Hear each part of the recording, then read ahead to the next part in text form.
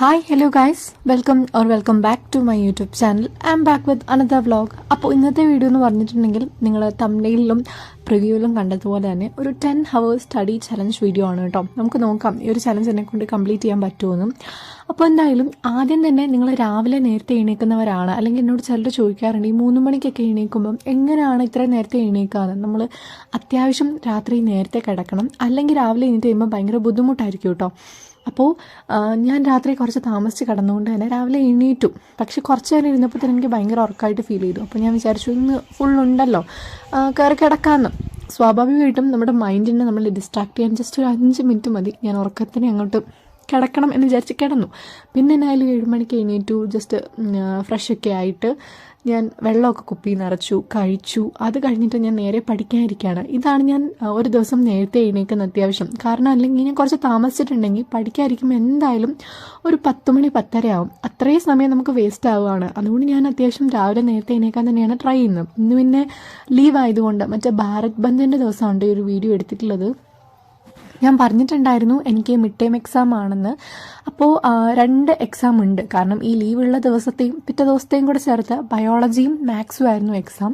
മാത്സിന് 3 ചാപ്റ്ററും ബോട്ടണിയിൽ 1 chapter, സുവോളജിയിൽ 1.5 chapter, അങ്ങനെയായിരുന്നു portions. Botany already പഠിച്ചായിരുന്നു, മാത്സും already പഠിച്ചു വെച്ചേക്കുന്നതാണ്. Zoology 1/2 chapter പഠിച്ചിട്ടുണ്ട്, ബാക്കിയുള്ള 1/2 ചാപ്റ്ററും കൂടെ പഠിക്കാനുണ്ടായിരുന്നു. അങ്ങനെയൊക്കെ ആയിരുന്നു എൻ്റെ പോർഷൻ്റെ ഒരു സ്ഥിതി. പിന്നെ എന്തായാലും ഒരു 10 മണിയൊക്കെ ആയപ്പോഴത്തേക്ക് ഞാൻ പഠിക്കാൻ വേണ്ടിയിരുന്നു. ഏകദേശം ഒരു 10 hour ടൈമറും വെച്ചിട്ടുണ്ടായിരുന്നു.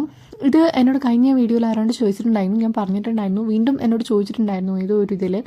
അതുകൊണ്ടാണ് പറയുന്നത്. ഇത് ഞാൻ യൂട്യൂബിൽ നിന്ന് എടുക്കുന്നതാണ് കേട്ടോ. എനിക്ക് തോന്നുന്നു ബെറ്റർ നമ്മളൊരു ആപ്പ് ഇൻസ്റ്റാൾ ചെയ്യുന്നതിനേക്കാളും യൂട്യൂബിൽ ഇതേപോലെ ടൈമർ വെക്കുന്നതായിരിക്കും കുറച്ചുകൂടെ ബെറ്റർ.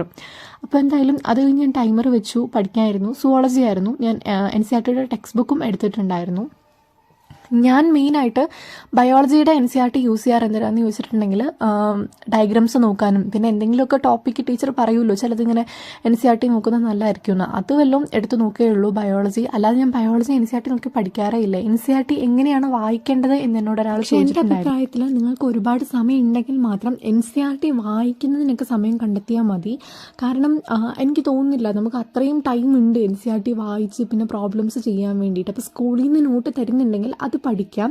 അതിനുശേഷം NCERTയിലുള്ള ഡയഗ്രാംസ്, ക്വസ്റ്റ്യൻസ് അതൊക്കെ സോൾവ് ചെയ്യാം. മാത്സ് ഒക്കെ ആണെങ്കിൽ എൻ്റെ ടെക്സ്റ്റ് ബുക്കും സോൾവ് ചെയ്യുന്നത് ഏറ്റവും നല്ലതായിരിക്കും. കാരണം മാത്സിന് എത്ര ടഫാക്കിയാലും അത് NCERTക്ക് ഉള്ളിൽ നിന്നേ വരുള്ളൂ, NCERTയുടെ വെളിയിൽ നിന്ന് വരത്തേ ഇല്ല. അതുകൊണ്ട് തന്നെ മാക്സിമം NCERT ഫുൾ സോൾവ് ചെയ്യുക കേട്ടോ മാത്സിൻ്റെ കേസ് വരുമ്പം. പിന്നെ ഫിസിക്സും കെമിസ്ട്രിയും നിങ്ങളെ കൊണ്ട് പറ്റുന്നത് പോലെ ക്വസ്റ്റ്യൻസ് സോൾവ് ചെയ്യുക, അങ്ങനെ ഞാൻ പറയുള്ളൂ. കാരണം NCERTയിലുള്ളത് ഫുൾ സ്റ്റാൻഡേർഡ് ആയിട്ടുള്ള ഡെഫിനിഷൻസും കാര്യങ്ങളൊക്കെയാണ്. അത് ഓർത്തിരിക്കുക എന്ന് പറഞ്ഞാൽ അത്ര ഈസി ആയിട്ടുള്ള കാര്യമല്ല. അപ്പം സ്കൂളിൽ നിന്ന് വരുന്ന ഡെഫിനിഷൻസ് ഒക്കെ മാക്സിമം പഠിക്കുക. എനിക്ക് തോന്നുന്നില്ല ഇപ്പോൾ സ്കൂളുകാരൊന്നും അങ്ങനെ പോർഷൻസ് ഒന്നും സ്കിപ്പ് ചെയ്യുന്നുണ്ടെന്ന്. അത്യാവശ്യം എല്ലാം തന്നെ പഠിപ്പിക്കുന്നുണ്ട്, കുറച്ചുകൂടെ സിമ്പിൾ മെത്തേഡിൽ അല്ലെങ്കിൽ സിമ്പിൾ ഡെഫിനിഷനിൽ. അപ്പോൾ അത് പഠിക്കുന്നതല്ലേ കുറച്ചുകൂടി ഈസി. എന്നിട്ട് കുറേ ക്വസ്റ്റ്യൻസ് സോൾവ് ചെയ്യാം കേട്ടോ. അത് യൂട്യൂബിലാണെങ്കിലും ഇപ്പോൾ കുറേ യൂട്യൂബ് ചാനൽസിൽ NCERT സൊല്യൂഷനൊക്കെ അവൈലബിൾ ആണ്. നിങ്ങൾക്ക് ഹിന്ദിയൊക്കെ അത്യാവശ്യം മനസ്സിലാക്കുമെങ്കിൽ അങ്ങനെയും കുറേ ഇതുണ്ട് കേട്ടോ. ഗൂഗിളിലാണെങ്കിലും നമ്മളിപ്പോൾ NCERT ക്വസ്റ്റ്യൻ ഇങ്ങനെ ലെൻസിൽ ക്ലീൻ ചെയ്ത് അങ്ങനെ ചെയ്യുമ്പോഴത്തേക്ക്, ക്ലീൻ ചെയ്തല്ല ലെൻസിൽ നമ്മൾ അങ്ങനെ സ്കാൻ ചെയ്യുമ്പോഴത്തേക്ക് നമുക്കങ്ങനെ വരും.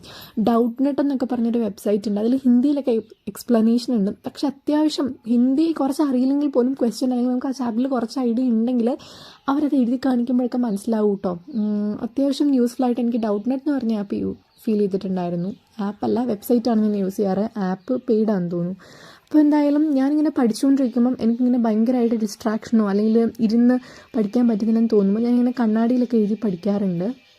എനിക്ക് നേരത്തെ ഇങ്ങനെ ഒരു ചെറിയ വൈറ്റ് ബോർഡ് പോലെ ഉണ്ടായിരുന്നു, പക്ഷെ അത് ഭയങ്കര ബുദ്ധിമുട്ടാണ്. അത് വൈറ്റ് ബോർഡല്ല, ഒരു സൈസ് തൂക്കിയിടുന്ന സംഭവമാണ്. അത് ഭയങ്കര പാടാണ്. പക്ഷെ അതിലും കംഫർട്ടബിൾ എനിക്ക് കണ്ണാടിയാണ്. അതുകൊണ്ട് ഞാനിങ്ങനെ പഠിപ്പിച്ചുകൊണ്ട് ഞാൻ 10ാം ക്ലാസ്സൊക്കെ തൊട്ടാണ് ഈ കണ്ണാടിയിൽ എഴുതുന്ന ശീലം ഭയങ്കരമായിട്ട് കൂടിയത് എനിക്ക്. കാരണം ഇങ്ങനെ കണ്ണാടിയിൽ എഴുതി പഠിക്കുമ്പോൾ എനിക്ക് പെട്ടെന്ന് ഇങ്ങനെ തല കയറുന്ന പോലെ ഭയങ്കര ബുദ്ധിമുട്ടുള്ള കാര്യമാണെങ്കിലും പെട്ടെന്ന് ഓർത്തെടുക്കാൻ പറ്റുന്ന പോലെ ഫീൽ ചെയ്യുന്നുണ്ട്. നിങ്ങളതൊന്ന് ട്രൈ ചെയ്ത് നോക്കൂ. ബോർഡൊന്നും ഇല്ലെങ്കിലും നിങ്ങൾ മാർക്കർ യൂസ് ചെയ്താൽ മതി, അത് പെട്ടെന്ന് മായുകയും ചെയ്യും. നിങ്ങൾ വീട്ടുകാർ വഴക്കൊന്നും പറയില്ലെങ്കിൽ അങ്ങനെ ഒന്ന് ചെയ്ത് നോക്കും. അത്യാവശ്യം നല്ല പെട്ടെന്ന് തല കയറും, പെട്ടെന്ന് മറന്നൊന്നും പോവില്ല കേട്ടോ ആ സംഭവം. കാരണം ഭയങ്കര ടഫായിട്ടുള്ള ചില കാര്യങ്ങളൊക്കെ നമുക്കിങ്ങനെ പഠിക്കാൻ പറ്റും. പിന്നെ എനിക്കൊരു കാര്യം പറയാനുള്ളത്, നമ്മൾ എത്ര മണിക്കൂർ പഠിക്കുന്നതിനേക്കാളും നമ്മൾ പഠിക്കുന്ന കാര്യങ്ങൾ വൃത്തിയായിട്ട് പഠിക്കുക എന്നുള്ളതേ ഉള്ളൂ. നമ്മളിങ്ങനെ ക്വാണ്ടിറ്റി ഓവർ ക്വാളിറ്റി എന്നാണല്ലോ. നമ്മൾ എത്ര സമയം ഇങ്ങനെ 15 മണിക്കൂർ പഠിച്ചാലും ഒന്നും വൃത്തിക്ക് പഠിച്ചില്ലെങ്കിൽ വലിയ കാര്യമൊന്നുമില്ല. 15 മണിക്കൂർ പഠിച്ചു എന്ന് പറയാം, പക്ഷേ അതുകൊണ്ട് നമുക്ക് പ്രത്യേകിച്ച് യൂസ് ഒന്നും ഉണ്ടാവുന്നില്ല. പക്ഷെ 5 മണിക്കൂറേ പഠിച്ചിട്ടില്ലെങ്കിലും അത് വൃത്തിക്ക് പഠിച്ചാൽ അതാണ് ഏറ്റവും വലിയ കാര്യം.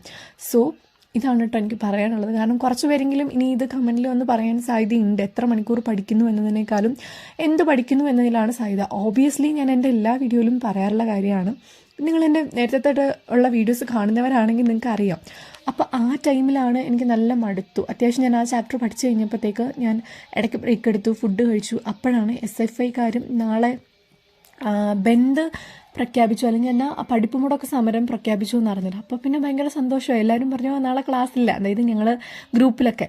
അപ്പോൾ ഇങ്ങനെ ആശ്വസിച്ച് കുറേ നേരം ചാറ്റ് ചെയ്ത് കളഞ്ഞു. അല്ലെങ്കിൽ എനിക്ക് അപ്പോൾ രാത്രി എനിക്ക് ഒത്തിരി നേരം ഇരിക്കേണ്ടി വരില്ലായിരുന്നു. അങ്ങനെ